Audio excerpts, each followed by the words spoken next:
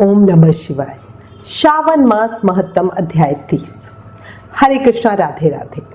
श्रावण मास महत्तम के अध्याय 29 में भगवान शिव ने ब्रह्मा जी के मानस पुत्र सनत कुमार को श्रावण मास में किए जाने वाले व्रतों का काल निर्णय बताया था। कौन सा कार्य कब करें। अब आज इस अध्याय में श्रावण मास महत्तम के पाठ एवं श्रवण का फल जानेंगे। शुरू करते हैं।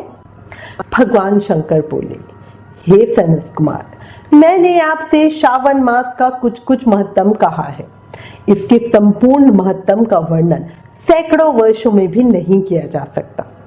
मेरी इस कल्याणी प्रिया सती ने दक्ष के यज्ञ में अपना शरीर दग्ध करके पुनः हिमालय की पुत्री के रूप में जन्म लिया।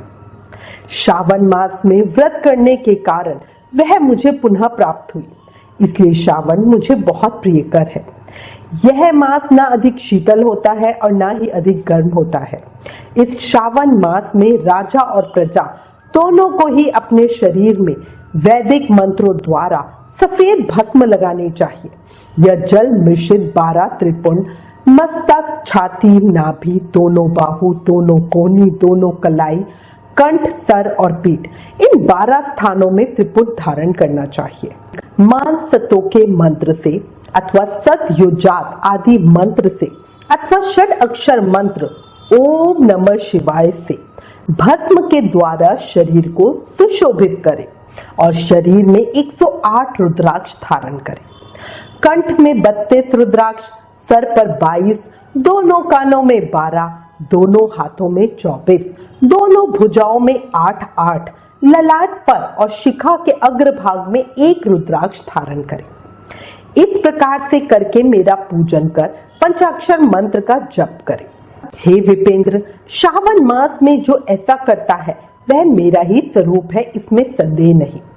इस मास को मेरा अत्यंत प्रिय जानकर केशव की तथा मेरी पूजा करनी चाहिए। इस मास में मेरी अत्यंत प्रिय तिथि कृष्ण जन्माष्टमी। इस चीज को आप याद रखिएगा, भारत के पश्चिमी प्रदेशों में युगादि तिथि के अनुसार मास का नामकरण होता है, इसलिए श्रावण कृष्ण अष्टमी को भाद्रपद अष्टमी समझना चाहिए। भगवान शिव कह रहे हैं कि कृष्ण जन्माष्टमी के दिन भगवान श्री हरि देवकी के गर्भ से उत्पन्न हुए थे। हे सनत कुमार, यह मैंने आपको संक्षेप में बता दिया, अब आप और क्या सुनना चाहते हो।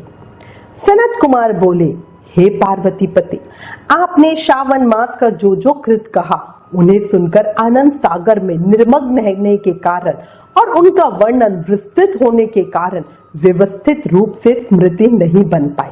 अतः हे नाथ, आप क्रम से सबको यथार्थ रूप से बताइए। सावधानी से सुनकर मैं भक्ति पूर्वक उन्हें धारण करूंगा। भगवान शिव शंभु बोले, हे सनत कुमार, श्रावण मास की शुभ अनुक्रमणिका को आप सावधान होकर सुनिए। सर्वप्रथम शौनक का प्रश्न, तत्पश्चात सूत जी का उत्तर, श्रोता के गुण, आपके प्रश्न, श्रावण की व्युत्पत्ति, उसकी स्तुति, पुनः हे मुने आपका विस्तृत प्रश्न, इसके बाद नाम कथन सहित आपके द्वारा की गई मेरी स्तुति, फिर क्रम से उद्देश्य पूर्वक मेरा उत्तर, पुनः आपका विशेष प्रश्न, उसके बाद नक्त व्रत की विधि, रुद्राभिषेक कथन, इसके बाद लक्ष्य पूजा विधि, दीपदान, फिर किसी प्रिय वस्तु का परित्याग, पुनः रुद्राभिषेक करने तथा पंचामृत ग्रहण करने से प्राप्त होने वाला फल, इसके बाद पृथ्वी पर शयन करने तथा मौन व्रत धारण करने का फल, तत्पश्चात मासों प्रवास में धारणा पारणा की विधि, इसके बाद सोमाख्यान में लक्ष्य रुद्रावती विधि, पुनः कोटिलिंग विधान, इसके बाद अनोदन नामक व्रत कहा गया है। इसी व्रत में हविष्य अन्न ग्रहण, पत्तल पर भोजन करना, शाक त्याग, भूमि पर शयन, प्रातः स्नान और दम तथा शम का वर्णन, उसके बाद स्फटिक आदि लिंगों में पूजा, जप का फल, उसके बाद प्रदक्षिणा, नमस्कार, वेद पारायण, पुरुष सूक्त की विधि, उसके बाद ग्रह होम की विधि, रवि सोम मंगल के व्रत का विस्तार पूर्वक वर्णन, पुनः बुध गुरु का व्रत, इसके बाद शुक्रवार के दिन जीवंतिका का व्रत, पुनः शनिवार को नरसिंह, शनि, वायुदेव और अश्वत्थ का पूजन, ये सब कहे गए हैं।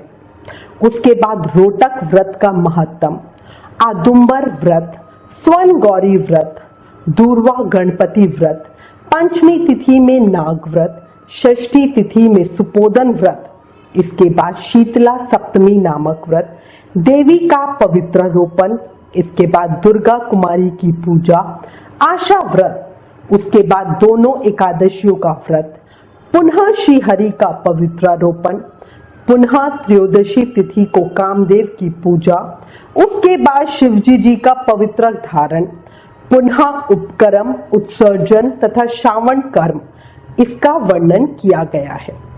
इसके बाद सर्प बलि, हयग्रीव जन्मोत्सव, सभादीप, रक्षाबंधन, संकटनाशन व्रत, कृष्ण जन्माष्टमी व्रत तथा उसकी कथा, पिठोर नामक व्रत, पोला नामक विषव्रत, कुश ग्रहण, नदियों का रजोधर्म, सिंह संक्रमण में गौप्रसव होने पर उसका शांति कर्म, कर्क सिंह संक्रमण काल में तथा श्रावण मास में स्नान दान महत्तम श्रवण, उसके बाद वाचक पूजा, इसके बाद अगस्त्य अर्धविधि, फिर क्रमों तथा व्रतों के काल का निर्णय बताया गया है।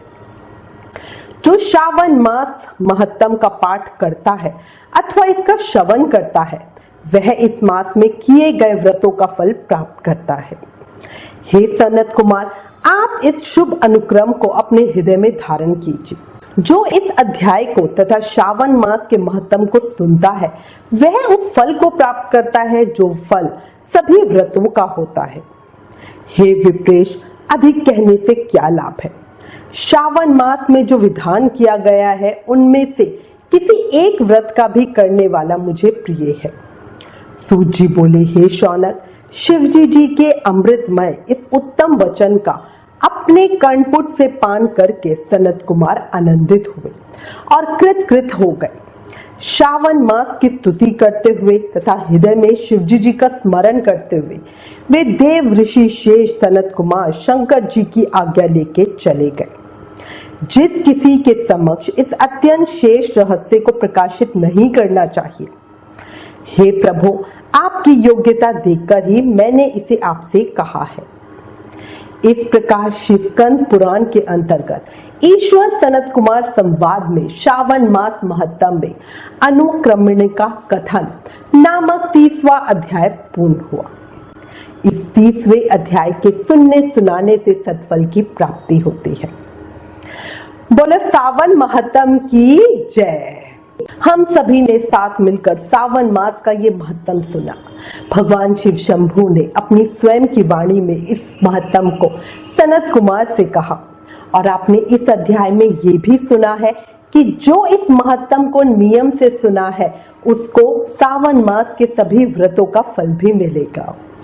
इसी के साथ एक बार जोर से जयकारा लगाइए और बोलिए सावन महत्तम की जय, शिव शंभू की जय, देवाधिदेव महादेव की जय।